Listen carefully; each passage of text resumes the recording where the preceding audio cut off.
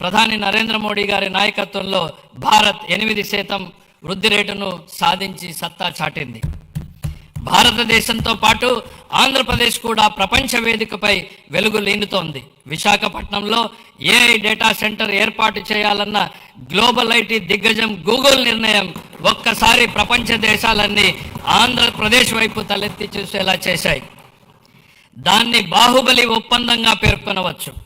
ప్రపంచ పెట్టుబడులకు గమ్యస్థానం ఆంధ్రప్రదేశ్ అని ఆ ఒప్పందం రుజువు చేసింది. గౌరవ ముఖ్యమంత్రి చంద్రబాబు నాయుడు గారి సమర్థ నాయకత్వం, మరి యువ నాయకుడు గౌరవ మంత్రివర్యులు శ్రీ నారా లోకేష్ గారి విశేష కృషి వలన ఇది సాధ్యమైంది.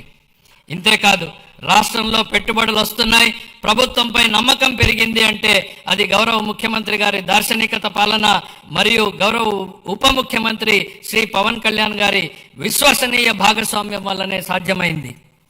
ఈ మార్పుకి సారథులు మన రాష్ట్ర ప్రజలేనని మేము బలంగా నమ్ముతున్నాం. 2024 జూన్లో రాష్ట్ర ప్రజలు ఎన్డీఏకి కనీ విని ఎరుగని రీతిలో ఘన విజయం కట్టబెట్టినప్పుడే ఈ మార్పు మొదలైంది. ప్రజలు మాకు వేసిన ప్రతి ఓటు వెనుక వారి ఉద్దేశం బలంగా స్పష్టమైంది.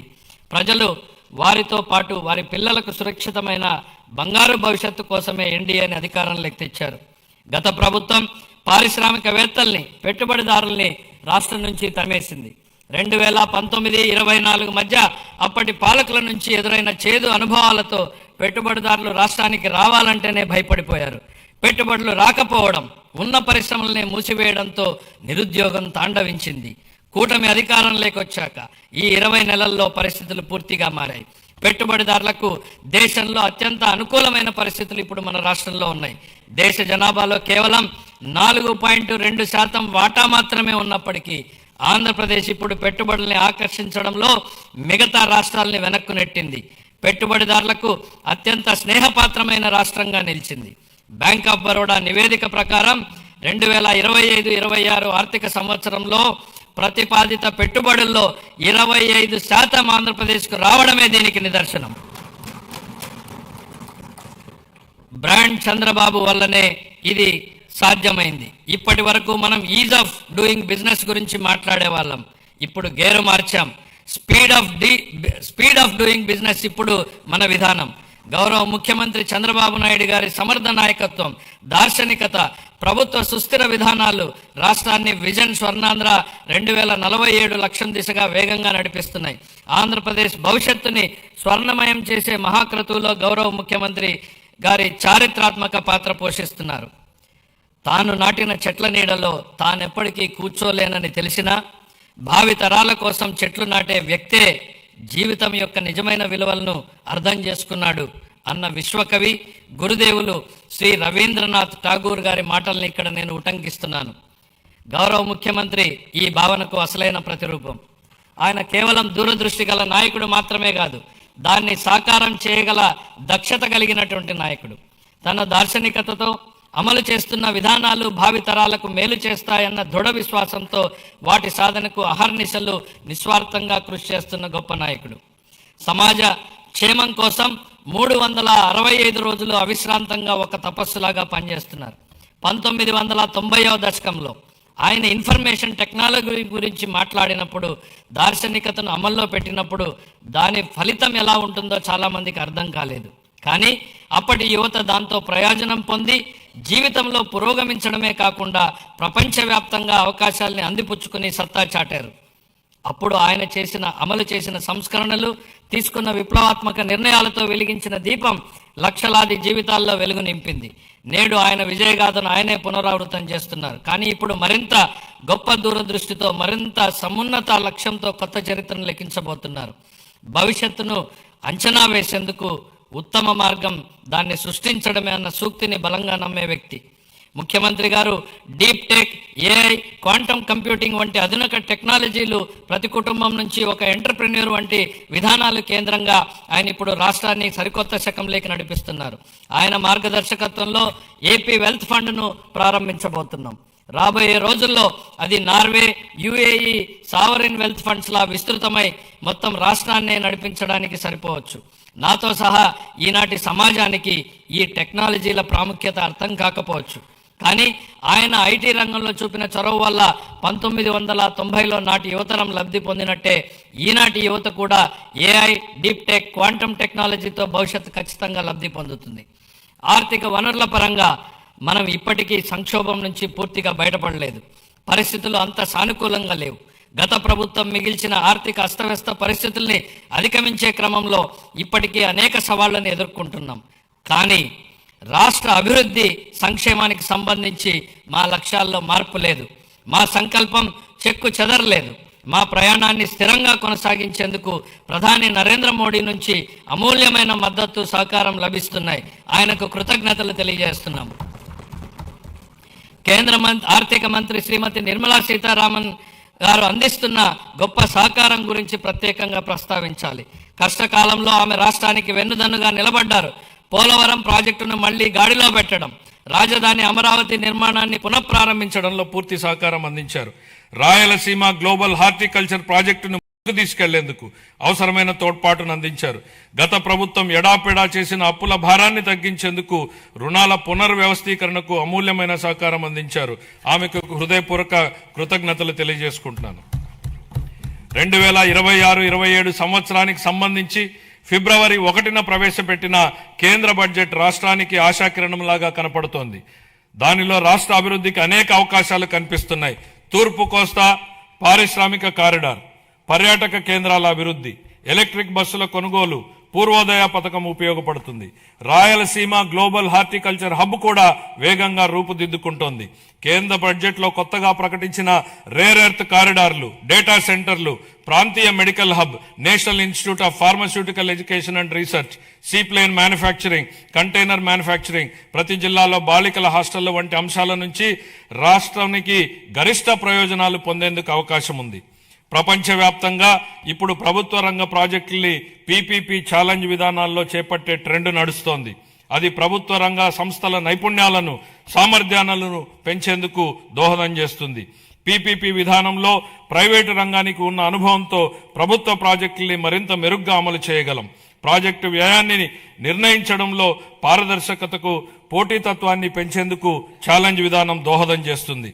కేంద్ర ప్రభుత్వం బడ్జెట్లో చాలా ప్రాజెక్టుల్ని ఛాలెంజ్ విధానంలో ప్రకటించడంతో ఆంధ్రప్రదేశ్కు కొత్త అవకాశాలకు ద్వారాలు తెరిచినట్టయింది. ఛాలెంజ్ మోడల్లో ప్రాజెక్టులు చేపట్టేందుకు రాష్ట్రం పూర్తి సంసిద్ధంగా ఉంది. ఇతర రాష్ట్రాలతో పోటీపడి chemical park, mega textile park, city economic reasons, university township వంటి ప్రాజెక్టుల్ని సాధించుకోగలమన్న విశ్వాసం మాకుంది. సిటీ ఎకనామిక్ రీజన్స్ ప్రాజెక్టులో పోటీ పడేందుకు విశాఖపట్నం ఎకనామిక్ రీజన్ ప్లాన్ ను ఇప్పటికే సిద్ధం చేశాం. విజన్ స్వర్ణాంధ్ర 2047 అమలుకి, ప్రాంతీయ ఆకాంక్షల్ని నెరవేర్చేందుకు, సమ్మిళిత అభివృద్ధి సాధించేందుకు మా ప్రభుత్వ ప్రాంతీయ అభివృద్ధి విధానాన్ని అవలంబిస్తోంది. విశాఖపట్నం, అమరావతి, తిరుపతి రీజన్లను రాష్ట్రానికి కీలకమైన గ్రోత్ ఇంజన్లుగా గుర్తించింది. నీతి ఆయోగ్తో కలిసి Visakhapatnam economic reason economic master plan ని తయారు చేశాం. శ్రీకాకుళం, పార్వతీపురం మన్యం, విజయనగరం, విశాఖపట్నం, అల్లూరి సీతారామరాజు, అనకాపల్లి, పోలవరం, కాకినాడ, తూర్పుగోదావరి, డాక్టర్ బిఆర్ అంబేద్కర్ కోనసీమ జిల్లాలు దీని పరిధిలోకి వస్తాయి. దీనిలో మొత్తం 7 గ్రోత్ డ్రైవర్లు ఉన్నాయి. మ్యానుఫ్యాక్చరింగ్, సర్వీసెస్, మౌలిక వసతులు, పట్టణీకరణ, వ్యవసాయ రంగాల్లో 41 హై ఇంపాక్ట్ ప్రాజెక్టులు ఏర్పాటైతాయి. వాటికి అవసరమైన నిధుల్ని కేంద్ర ప్రభుత్వం, ప్రైవేటు రంగాల నుంచి సమకూర్చుకుంటాం. మెట్రో రైలు ప్రాజెక్టులతో సహా ఈ విశాఖ ఎకనామిక్ రీజన్ కి సంబంధించి సుమారు 28,000 కోట్ల రూపాయలతో ప్రాజెక్టులు ప్రతిపాదనలు సమర్పిస్తున్నాం. విశాఖ ఎకనామిక్ రీజన్ తరహాలోనే ఎన్టీఆర్, కృష్ణా, ఏలూరు, గుంటూరు, పశ్చిమ గోదావరి, ప్రకాశం, పల్నాడు, బాపట్ల, మార్కాపురం జిల్లాలతో అమరావతి ఎకనామిక్ రీజన్ ని అభివృద్ధి చేస్తాం.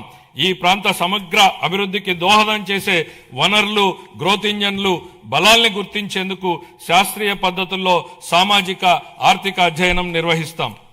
సూక్ష్మ సేద్యం ప్రాధాన్యతను గుర్తించి 1990లోనే ఆ కాన్సెప్ట్ ని తీసుకొచ్చినటువంటి మొదటి ముఖ్యమంత్రి గౌరవ చంద్రబాబు నాయుడు గారు. ఇప్పుడు ఆయన రాయలసీమ రీజన్ ను గ్లోబల్ హార్టికల్చర్ హబ్ గా మార్చి అక్కడ రైతుల జీవితాల్లో సమూల మార్పులు తెచ్చేందుకు కంకణం కట్టుకున్నారు. రాయలసీమ ఇంటిగ్రేటెడ్ డెవలప్మెంట్ ప్లాన్ సిద్ధం చేయించారు. అందులో భాగంగా 2030 నాటికి ఉద్యాన పంటల విస్తీర్ణాన్ని 8.41 లక్షల హెక్టార్ల నుండి 14.41 లక్షల హెక్టార్లకు పెంచబోతున్నాం. సాగునీరు, సూక్ష్మ సేద్యం ప్రాజెక్టుల ద్వారా నీటి ఎద్దడి అన్నదే లేకుండా చేస్తాం. ప్రపంచ మార్కెట్లతో అనుసంధానానికి రోడ్స్ కనెక్టివిటీ పెంచుతాం. అనంతపురము, అన్నమయ్య, చిత్తూరు, కర్నూలు, నంద్యాల, ప్రకాశం, మార్కాపురం, సత్యసాయి, తిరుపతి, వైఎస్ఆర్ కడప జిల్లాల్లోని 303 మండలాల పరిధిలో 200 పైగా హార్టికల్చర్ క్లస్టర్లని ఏర్పాటు చేయడం జరుగుతుంది. ఇందులో product perfection, forward and backward integration, మొత్తం వాల్యూ చైన్లో ప్రపంచవ్యాప్తంగా ఉన్న అత్యుత్తమ విధానాల్ని అమలు చేయడం వంటి ప్రణాళికలో భాగం. ఈ ప్రాజెక్టు వల్ల ఉత్పాదకత గణనీయంగా పెరుగుతుంది. ఉద్యాన ఉత్పత్తులకు మంచి ధర లభిస్తుంది. లక్షల మంది రైతులకు లబ్ధి చేకూరుతుంది. వ్యవసాయేతర రంగాల్లో ప్రత్యక్షంగా 9 లక్షల ఉద్యోగాలు లభిస్తాయి. రాయలసీమపై వెనుకబడిన ప్రాంతం అన్న ముద్ర తొలగిపోతుంది. రాయలసీమ పేరు చెప్తే మిగులు అన్న మాట తప్ప కొరత అన్న మాట వినపడదు. ఈ ప్రాజెక్టుకు సంబంధించి 30,000 కోట్ల రూపాయలతో ప్రతిపాదనల్ని సమర్పిస్తున్నాం. అప్పుల గురించి మాట్లాడుతున్న ప్రతిపక్ష మిత్రులకి ఒక విషయం గుర్తు చేయదలుచుకుంటున్నాను. మాకు 9.74 లక్షల కోట్ల రూపాయలని అప్పు మిగిల్చి వెళ్ళింది మీ ప్రభుత్వమే. మీరు చేసినటువంటి అప్పులు తీర్చడానికి మేము మళ్ళీ అప్పులు చేయాల్సినటువంటి పరిస్థితి తలెత్తింది. కానీ ఈరోజు మేము అప్పుగా తెస్తున్న ప్రతి రూపాయి ఉత్పాదకత వ్యయంలోకే వెళ్తోంది. అది రైతులు, మహిళలు, విద్యార్థులు, వృద్ధుల చేతుల్లోకి వెళ్తోంది. గత ప్రభుత్వ నిర్వాకాల వల్ల సకాలంలో జీతాలు కూడా ఇవ్వలేని దుస్థితి నుండి ఇప్పుడు మా ప్రభుత్వం సమర్థ పాలనా విధానాలతో ఆర్థిక సుస్థిరత దిశగా అడుగులు వేస్తోంది. ఖర్చులు తగ్గించుకొని, వనరులు పెంచుకొని ఆర్థిక స్థిరత్వం దిశగా ప్రయాణం చేస్తోంది. సంక్షోభంలో ఉన్న రాష్ట్రాన్ని ఆకాంక్షల సాకారం దిశగా నడిపిస్తున్నాం. మా అభివృద్ధి వ్యూహంలో అత్యంత కీలకమైనటువంటిది సాగునీటి రంగానికి బడ్జెట్ అధిక ప్రాధాన్యతనిస్తోంది. మనం నిల్వ చేసే ప్రతి నీటి బొట్టు, పునరుద్ధరించే ప్రతి కాలువ, సాగునీరు అందించే ప్రతి ఎకరం ప్రజల జీవితాల్ని మారుస్తాయని బలంగా విశ్వసించే ప్రభుత్వం మాది. వాతావరణ మార్పులు, వర్షపాతంలో అనూహ్యమైనటువంటి హెచ్చుతగ్గులు వంటివి ఋతుపవనాలపై పూర్తిగా భరోసా ఉండలేని పరిస్థితులు కల్పిస్తున్నాయి. అందుకే నీటి నిల్వ, సమర్థ పంపిణీపై ఎక్కువ దృష్టి పెట్టాం. కేవలం ప్రాజెక్టులు కడితే సరిపోదు. భవిష్యత్ తరాలకు దీర్ఘకాలిక నీటి భద్రతను కల్పించేలా మన విధానాలు ఉండాలన్నది మా లక్ష్యం. గత ప్రభుత్వం ప్రజల నిజమైన అవసరాల్ని అర్థం చేసుకోలేదు. బిల్లులు చెల్లించకపోవడం, అధ్వాన్న నిర్వహణ వల్ల సాగునీటి ప్రాజెక్టులు ఎక్కడివక్కడ నిలిచిపోయాయి.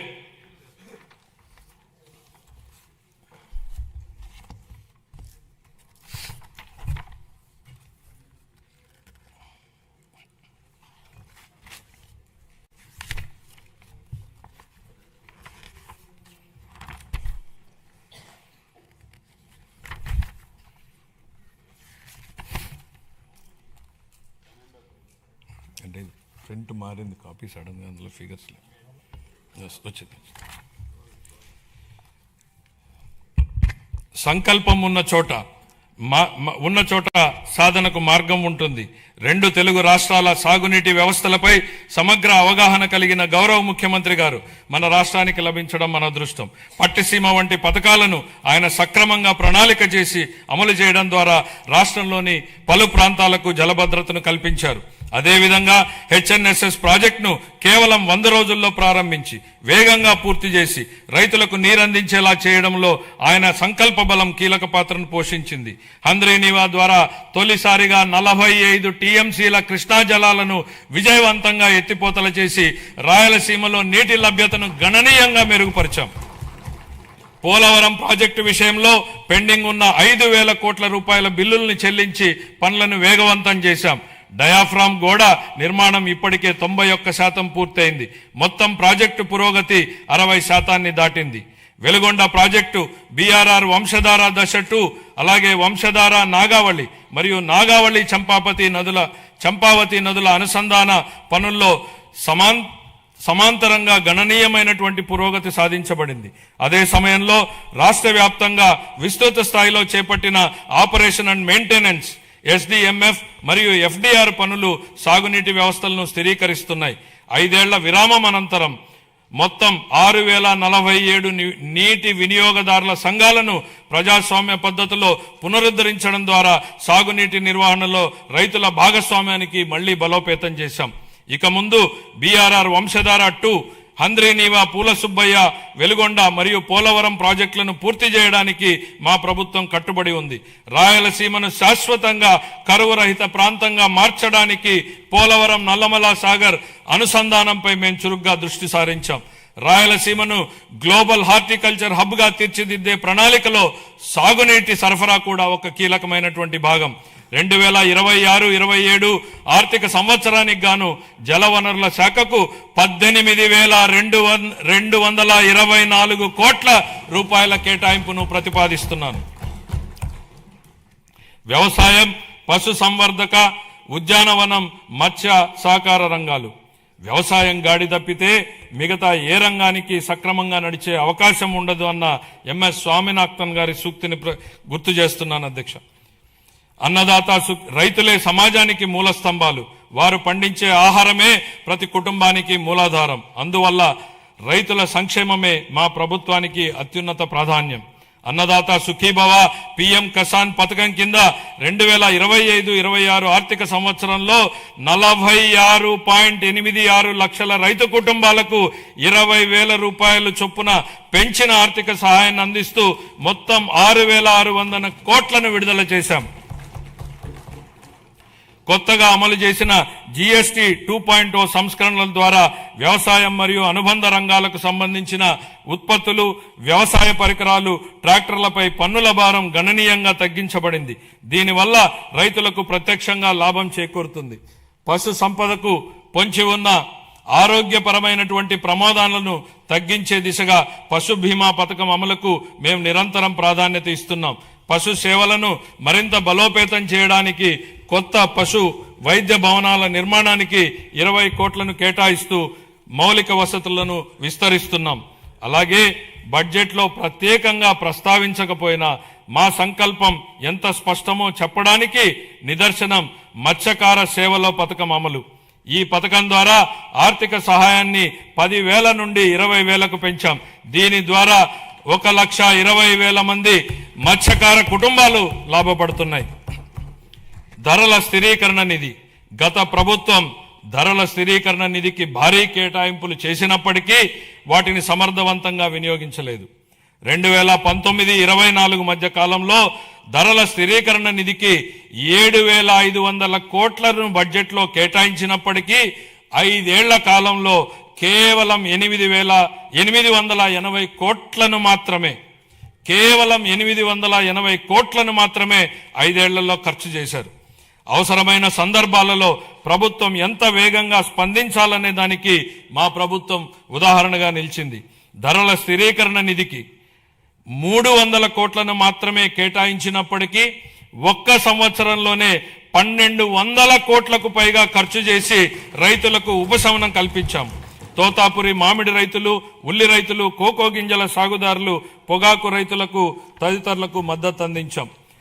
ఈ 26-27 ఆర్థిక సంవత్సరానికి గాను ధరల స్థిరీకరణ నిధికి 500 కోట్ల రూపాయలను కేటాయింపును ప్రతిపాదిస్తున్నాను. సహకార రంగం. పదవి బాధ్యతలు స్వీకరించినప్పటి నుంచి సహకార రంగాన్ని పునరుద్ధరించేందుకు మా ప్రభుత్వం కట్టుబడి పనిచేస్తోంది. యాప్కాప్, డీసీసీబీలు ప్యాక్స్ తో కూడిన 3 అంచెల సహకార వ్యవస్థను బలోపేతం చేయడం ద్వారా గ్రామీణ ఆర్థిక వ్యవస్థకు మరింత బలం చేకూర్చాం. 25-26 ఆర్థిక సంవత్సరంలో 53.2 లక్షల సభ్యులకు సేవలందిస్తూ 7,600 కోట్లకు పైగా వ్యవసాయ రుణాలను మంజూరు చేశాయి. ముఖ్యమైన సాధనంగా 2021 ప్యాక్స్లను డిజిటైజ్ చేయగా అందులో 2017 సంఘాలు ఈ ప్యాక్స్ గా కార్యకలాపాలను నిర్వహిస్తున్నాయి. దీనివల్ల సేవలు అందించడంలో ఆలస్యం గణనీయంగా తగ్గి పారదర్శకత పెరిగింది. 26-27 ఆర్థిక సంవత్సరానికి గాను వ్యవసాయం మరియు అనుబంధ రంగాలకు 13,598 కోట్ల రూపాయల కేటాయింపును ప్రతిపాదిస్తున్నాను. వ్యవసాయ బడ్జెట్ను సమర్పించే సందర్భంగా ఇందుకు సంబంధించినటువంటి వివరాలను మా సహచర మంత్రి గారు సభకు సమగ్రంగా తెలియజేస్తారు.